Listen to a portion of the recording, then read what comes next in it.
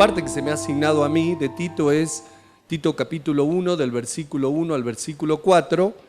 El título es Encomienda por mandato.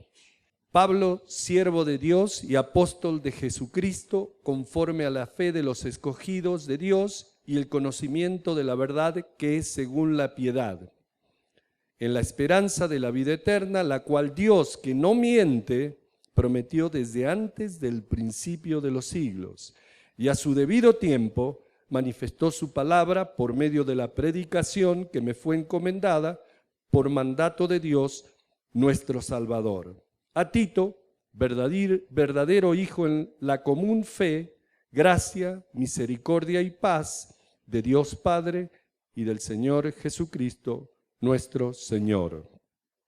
Y Padre, te damos gracias por estar aquí con nosotros. Te pedimos, Señor, que nos guíes. Te pido que a estos muchachos que vienen de lugares lejanos, Señor, que les quites toda la carga que traen, cansancio, quizás hambre, dolores, y los ayudes, Señor, a enfocar en tu palabra. Lo mismo te pido para mí, Señor, que me permitas hablar fluidamente y tratar de explicar, Señor, lo que tú nos dices aquí. Bendice este tiempo en Cristo Jesús. Amén. Amén. Tito es una carta del apóstol Pablo a su hijo en la fe, Tito. Fecha de la carta, se cree que fue escrito en el año 65 después de Cristo. No se sabe mucho acerca de Tito. Pablo hace ligeras referencias de él en la carta a los Corintios. Fuera de eso conocemos muy poco sobre Tito, excepto lo que podemos sacar de este libro. Evidentemente, Tito se convirtió al cristianismo por Pablo, al igual que Timoteo, y lo llama su hijo amado, al igual que lo hacía con Timoteo. Hay una similitud entre las dos epístolas a Timoteo y esta a Tito. En ambas, Pablo está estableciendo orden dentro de las iglesias con respecto a los ancianos y varios de los demás oficios y funciones de los diferentes grupos dentro de la iglesia. De manera que las tres cartas son consideradas cartas pastorales, sentando las bases para el liderazgo de la iglesia. El apóstol Pablo había dejado a Tito encargado del ministerio en Creta, Grecia. Creta es una isla que pertenece a Grecia y está en el mar Mediterráneo al sur de Grecia. Creta tenía una muy mala reputación. La gente de Creta era conocida como inescrupulosa, especuladora y de malas intenciones.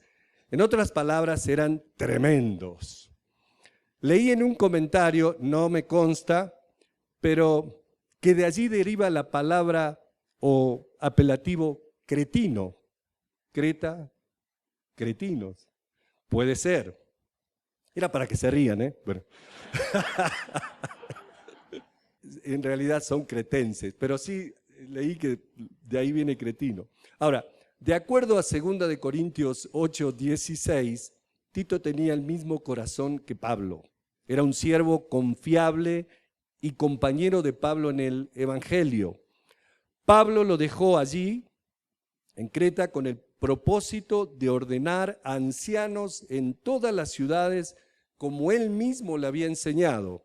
Así que con este pequeño trasfondo, vamos directamente al versículo 1, donde Pablo se presenta, Pablo, siervo de Dios. La palabra griega para siervo, ustedes saben, estudiosos, es doulos, la cual significa esclavo. De manera que es un título de humildad, pero a la vez es un título para sentirse orgulloso. ¿Qué posición más bella y más grande o más importante puede tener alguien que ser siervo del Dios vivo y eterno, el creador del universo? Así se ve Pablo y comienza su carta dirigida a Tito. declarándose a sí mismo como un esclavo de Dios. Pero un esclavo en el mejor sentido de la palabra, porque esta palabra griega, doulos, usada aquí, siervo, esclavo, se trata de una esclavitud con gusto. En ese tiempo, la esclavitud no era como fue la esclavitud en nuestros tiempos o en los tiempos antes de nosotros. De acuerdo a las leyes de Dios para los judíos, una vez que un esclavo servía por cierta cantidad de años, una vez que cumplías, podías quedar libre, lo opuesto a los esclavos de los últimos 100, 150 años. Pero tenías la opción de continuar sirviendo a tu amo como agradecimiento o porque no te querías mover de allí. Entonces te convertías en un doulos, un siervo con gusto. Pablo era un siervo de Dios, pero con gusto, no por obligación. Pablo, siervo de Dios y apóstol de Jesucristo. Sabemos que apóstol significa enviado, misionero, así que Pablo es un enviado de Cristo Jesús. Las calificaciones para ser un apóstol de Cristo Jesús eran que debían haber sido elegidos por Jesús personalmente. Eso implicaba el haber visto a Jesús personalmente. De manera que solo los 12 originales y Pablo, que vio a Jesús camino a Damasco, calificaban para ser llamados apóstoles de Cristo Jesús. Los demás eran apóstoles de la iglesia o misioneros de la iglesia. Pablo, siervo de Dios y apóstol de Jesucristo, conforme a la fe de los escogidos de Dios y el conocimiento de la verdad que es según la piedad. Pablo, siervo de Dios, escribiendo a los escogidos de Dios, a los fieles, a los que buscan la verdad que es según la piedad, según lo bueno, según la santidad, en realidad le escribe a todos aquellos que buscan las cosas de Dios. A ti, a mí, en la esperanza de la vida eterna, la cual Dios, que no miente, prometió desde antes del principio de los siglos. ¿Saben? Yo no sé dónde Dios prometió vida eterna antes que el mundo comience y a quién le prometió. Pero obviamente esa promesa solo la podía hacer alguien que existiera antes que el mundo comience, solo Dios. Él creó todo. Ahora, esta palabra eterna, donde habla de la esperanza de la vida eterna, es la palabra griega aionios, que es una edad con vida permanente, un tiempo continuo, sin principio ni fin, eternidad, eterno. Y es importante que reconozcamos esto, porque esto es más que una duración de vida, es una calidad de vida. ¿Recuerdan cuando el joven rico vino a Jesús, se postró a sus pies y le dijo: Maestro bueno, ¿qué debo hacer para heredar la vida eterna? Allí él estaba usando la misma palabra griega aionios, una vida permanente, continua.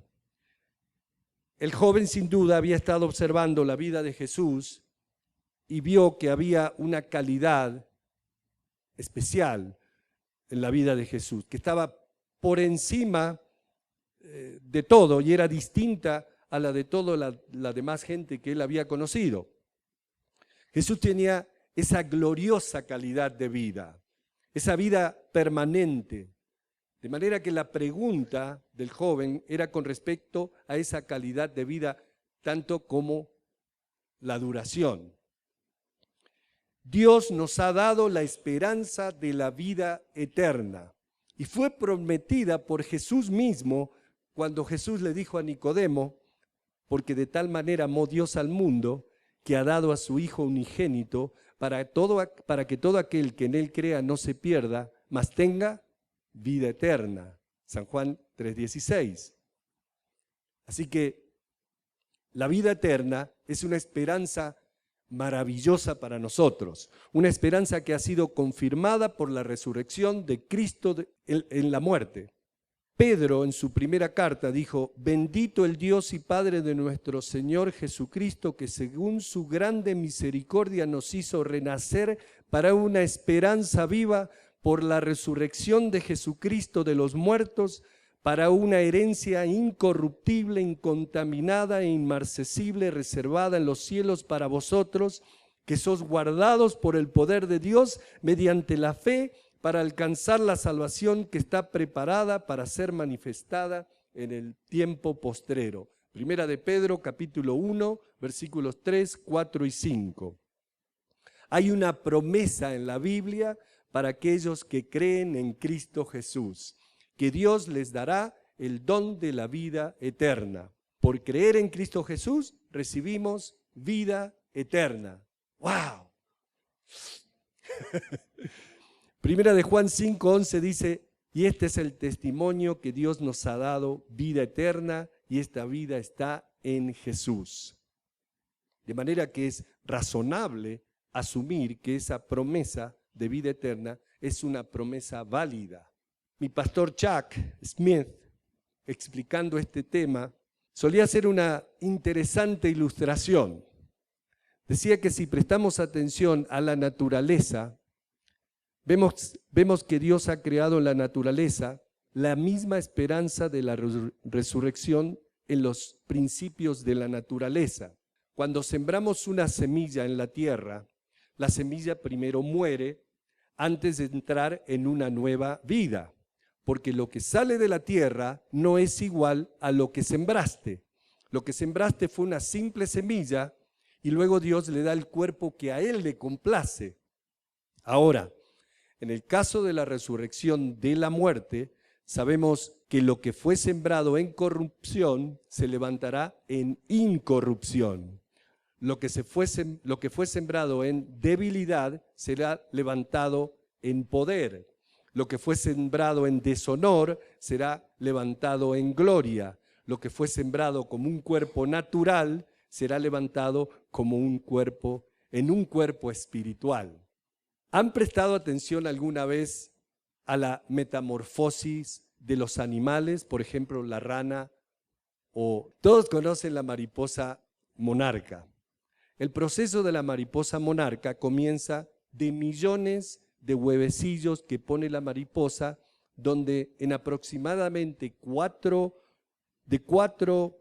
y 12 días emergen unas larvas u orugas, esos gusanitos que se alimentan de su cascarón y posteriormente de la superficie de la hoja en donde estaba el huevo.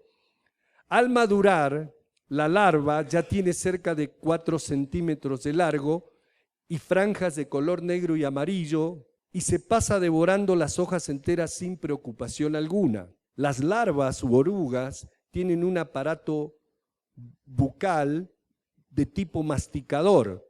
También tienen patitas cortas y unas glándulas que producen seda, la cual les sirve para tejer el capullo, donde se transforman en ninfas o crisálidas. Ahora, es dentro del capullo donde las crisálidas llevan a cabo la metamorfosis.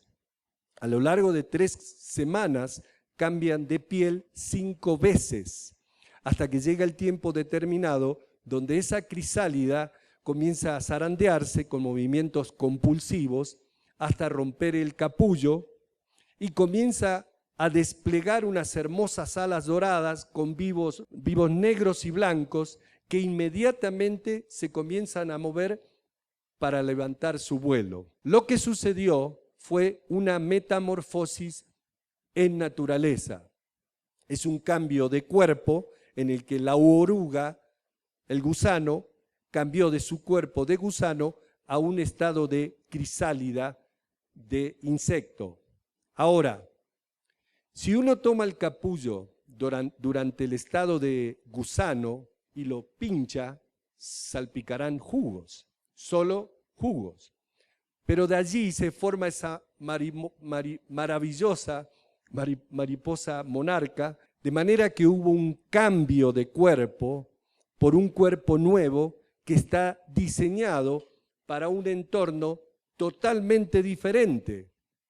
Dios, cuando hizo nuestros cuerpos, los diseñó para el entorno del planeta Tierra, para que habitemos aquí en la Tierra, en este ambiente terrestre. No podemos habitar en otro planeta, solamente aquí. Dios nos diseñó y nos creó de esa manera. Entonces, creo que es razonable creer que si Dios trajo la resurrección a una semilla para que sea una flor hermosa, y si Dios puede cambiar un gusano horrible en una mariposa y darle un cuerpo adecuado para un entorno totalmente diferente, entonces Dios también puede darnos un cuerpo que está adaptado para un entorno totalmente diferente. Y eso es exactamente lo que la Biblia nos enseña. Como nosotros hemos nacido a la imagen de la tierra y hemos sido terrenales, cuando estemos allá, tendremos la imagen de los cielos. Dios ha hecho este cuerpo y lo ha adaptado para la tierra, pero sabemos que cuando este tabernáculo terrenal, nuestro cuerpo, se disuelva, tendremos un edificio de Dios, no hecho de manos y que es eterno en los cielos. ¿Cómo sabemos eso? Segunda de Corintios 5 dice, porque asimismo los que estamos en este tabernáculo gemimos con angustia porque no quisiéramos ser desnudados, sino revestidos para que lo mortal sea absorbido por la vida. La Biblia enseña que para los hijos de Dios no hay muerte, solo hay una metamorfosis, un cambio de cuerpo, donde me mudo de la carpa a una casa. Esa es la esperanza de la vida eterna. Un nuevo cuerpo preparado para mí por el simple hecho de mi fe, por creer y confiar en nuestro Señor Cristo Jesús. Qué maravilloso regalo y qué gloriosa esperanza tenemos. Aparte de Jesús, no tenemos otra esperanza más allá de la vida. Aparte de ese lapso de 60, 70, 80 o 90 años, más o menos, que vivimos, no hay otra esperanza. La realidad para los no creyentes es muy diferente a la nuestra y es muy triste. Es nacer, crecer, reproducir y morir. Para muchos lo podríamos describir de una manera más real. Naces, vives como un cerdo, mueres como un perro y se acabó todo. Eso es todo lo que puedes mirar para adelante. Pablo dijo que si nuestra esperanza estuviera únicamente en este mundo, sería algo miserable. Si pensara que todo propósito de nuestro ser se cumpliera en esta vida y viera alrededor para ver lo mejor de Dios, yo también pensaría que es algo miserable. Pero tengo una esperanza, tengo esa esperanza que me sostiene cuando las cosas están en mi contra o cuando ando desanimado. Hay una esperanza que me guarda, que me guía, que me da fuerzas para seguir adelante. La esperanza, hermanos, es vital. El cristiano debe disfrutar el cristianismo porque tenemos esperanza, tenemos muchas promesas. Les decía anoche que me da mucha tristeza cuando veo a los hermanos con esas caras largas, como que desayunaron limón. Tenemos que andar contentos, felices. Pastores, en la puerta, para recibir a la gente, pongan gente que se ríe, que se ría, que reciban a los hermanos con alegría. No pongan a esos viejos.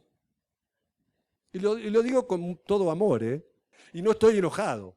Hablando de la esperanza, quizás algunos de ustedes ya han escuchado sobre unos experimentos que realizaron en Noruega con unas ratas, donde se han sacado conclusiones tremendamente interesantes. Dice que tomaron ratas y las pusieron en tinas llenas de agua y constantemente las rociaban con agua para que no pudieran darse vuelta o voltearse y flotar sobre su espalda. Al no poder flotar, las ratas tenían que quedarse siempre nadando así y se ahogaban en unos 17 minutos. Luego, con otro grupo de ratas, cuando ya estaban a punto de ahogarse, tomaron algunas de las ratas, las sacaban de la tina, las regresaban a sus jaulas, las alimentaban y las dejaban vivir nuevamente de manera normal, y más tarde, cuando ya habían recobrado totalmente su salud, las ponían nuevamente en las tinas bajo las mismas condiciones.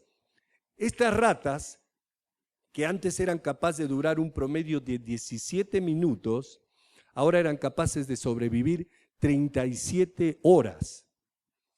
Los psicólogos que realizaron los experimentos atribuyen este hecho a que las ratas experimentaron una experiencia de salvación.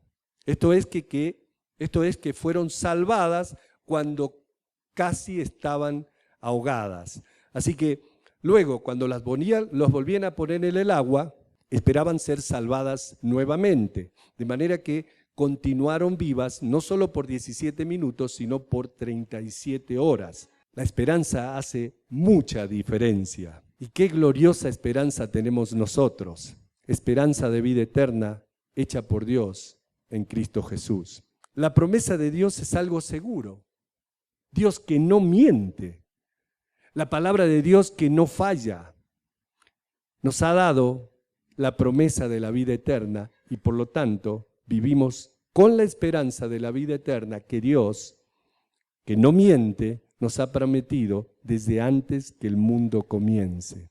Versículo 3 dice, y a su debido tiempo manifestó su palabra por medio de la predicación que me fue encomendada por mandato de Dios nuestro Salvador. ¿Saben una cosa?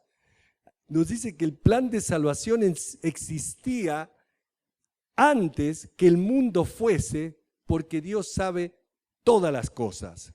Ahora, pensándolo bien, no me pregunten por qué Dios creó al hombre si sabía que el hombre iba a caer. ¿Por qué? Bueno, yo no conozco todos los planes del Señor y me dice, mis caminos no son tus caminos.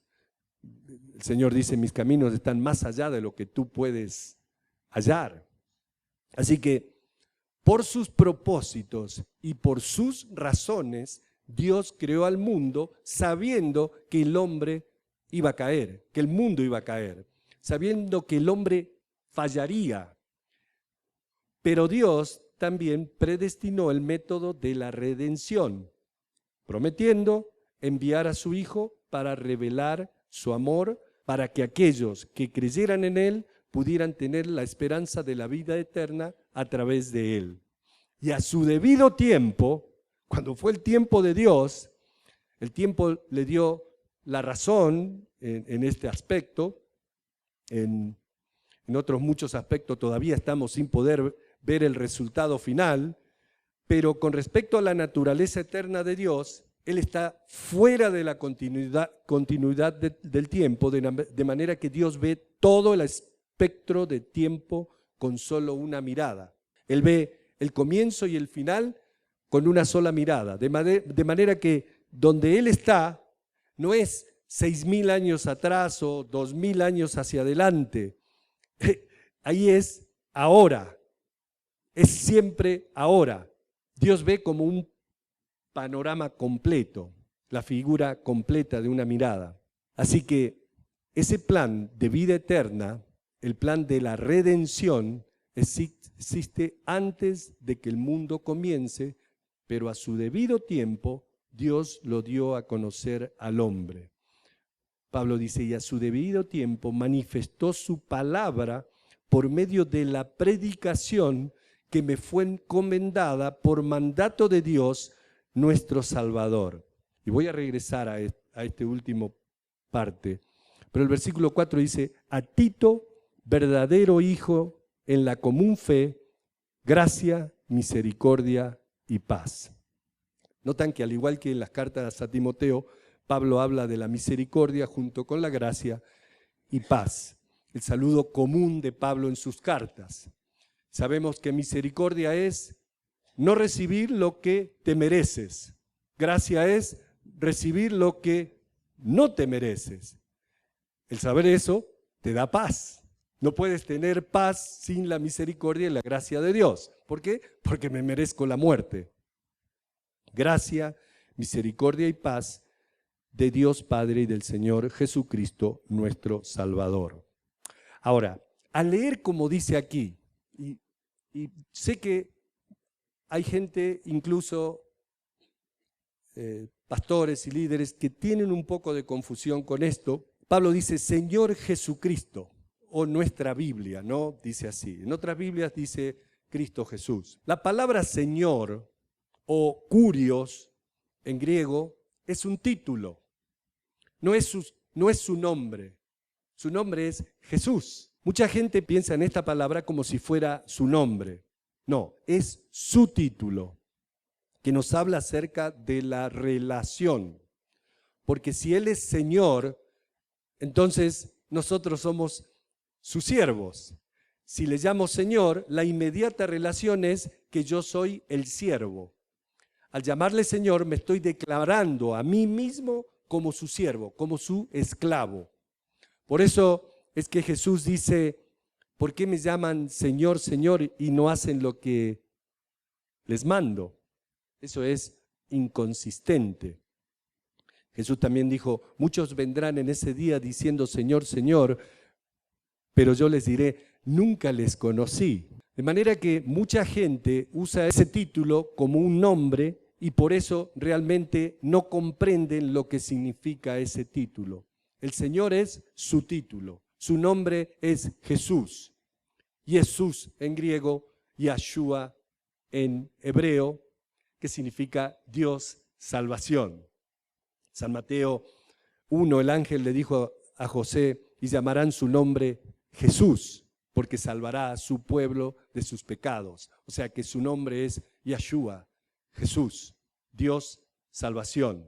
Ahora, Cristo es su misión, el Mesías, el Salvador. Esa era su misión. Su nombre es Jesús. Su título para nosotros es Señor. Por eso me gusta hacer una pausa y decir, el Señor Cristo Jesús. Y digo Cristo Jesús porque cuando decimos Jesucristo, saben, muchos creen que es su nombre completo. Y no es así. Él es el Señor Cristo Jesús. A mí me encanta decirlo de esa manera. Yo sé la Reina Valera lo usa como Jesucristo. Ahora, regresando al versículo 2 y 3, pero quiero mostrar algo que es muy importante y ahí es el título de mi mensaje.